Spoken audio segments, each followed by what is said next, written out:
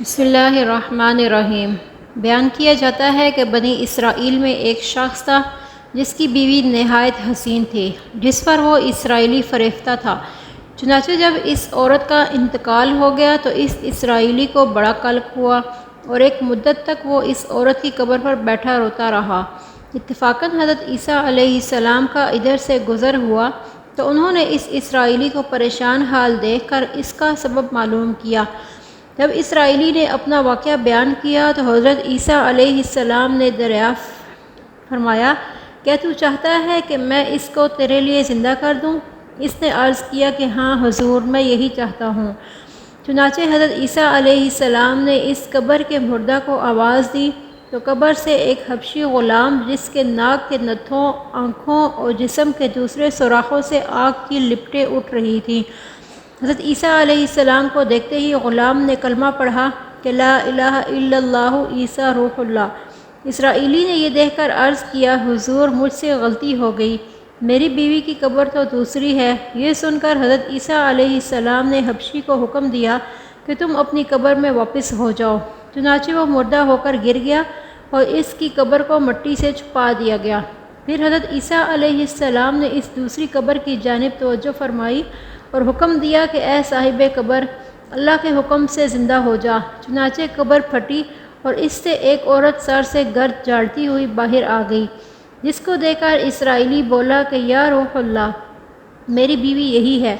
اور حضرت عیسیٰ علیہ السلام کے حکم سے وہ اسرائیلی اپنی بیوی کو ہمراہ لے کر واپس ہونے لگا، مگر عرصہ سے جاگا ہوا تھا، اس لیے اس پر نیند کا غلبہ ہو گیا اور اس نے بیوی سے کہا کہ تیری قبر پر گریہ اور زاری اور بیداری نے مجھے ہلاک کر دیا ہے، اس لیے میں چاہتا ہوں کہ کچھ دیر آرام کر لوں۔ بیوی کہنے لگی کہ ہاں، آپ آرام کر لیجئے۔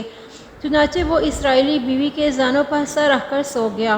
اتنے میں ایک گھوڑے پر سوار ایک شہزادے کا ادھر سے گزر ہوا جو اپنے زمانے کا یکتا حسین تھا، جس کو دیکھ کر شہزادی از خود فریفتہ ہو گئی اور اس کا دل قابو میں نہ رہا۔ اس نے شوہر کا سر زانوں سے نیچے رکھا اور فرط محبت و غلبہ عشق سے مجبور ہو کر شہزادے کے سامنے جا کھڑی ہوئی۔ ادھر جیسے ہی شہزادے کی نظر اس پر پڑی، وہ بھی اس کو دیکھ کر اس پر فریفتہ ہو گیا اور عورت کی خواہش پر اس کو اپنے گھوڑے پر بٹھا کر لے گیا۔ چنانچہ اس کے شوہر نے بیدار ہو کر اپنی بیوی کو نہ پایا تو نہایت پریشان ہوا اور اس کے ملنے کی تدبیر سوچنے لگا۔ سوچتے سوچتے آخر اس کے نشان قدم پر چل کر بیوی کو تلاش کر لیا، جو شہزادے کے پاس پہنچ چکی تھی۔ اس کو دیکھ کر اسرائیلی نے شہزادے سے عرض کیا کہ یہ میری بیوی ہے، آپ اس کو چھوڑ دیجئے۔ ابھی شہزادہ کچھ کہنے بھی نہ پایا تھا کہ اس عورت نے کہا، میں تیری بیوی نہیں ہوں بلکہ شہزادے کی لونڈی ہوں۔ یہ سن کر شہزادہ اسرائیلی سے کہنے لگا، کیا مجھ سے میری لونڈی کو لینا چاہتا ہے؟ اس نے کہا، خدا کی قسم یہ میری بیوی ہے، جس کو میرے سردار حضرت عیسیٰ علیہ السلام نے مرنے کے بعد میرے لیے زندہ کیا ہے۔ ابھی یہ گفتگو ہو رہی تھی کہ اتفاقاً حضرت عیسیٰ علیہ السلام بھی وہاں تشریف لے آئے، جن کو دیکھ کر اسرائیلی کہنے لگا، یا روح اللہ، کیا یہ میری وہ بیوی نہیں جس کو آپ نے میرے لیے زندہ کیا ہے؟ حضرت عیسیٰ علیہ السلام نے فرمایا، ہاں، یہ وہی ہے۔ یہ سن کر عورت کہنے لگی کہ یا روح اللہ، یہ شخص جھوٹا ہے، میں تو اس شہزادے کی لونڈی ہوں۔ حضرت عیسیٰ علیہ السلام نے فرمایا، کیا تو وہ عورت نہیں جس کو میں نے اللہ تعالیٰ کے حکم سے زندہ کیا ہے؟ عورت نے کہا، یا روح اللہ، بخدا میں وہ نہیں ہوں۔ اس کے بعد حضرت عیسیٰ علیہ السلام نے فرمایا، جو جان خدا کے حکم سے میں نے تجھے دی ہے اس کو واپس کر دے۔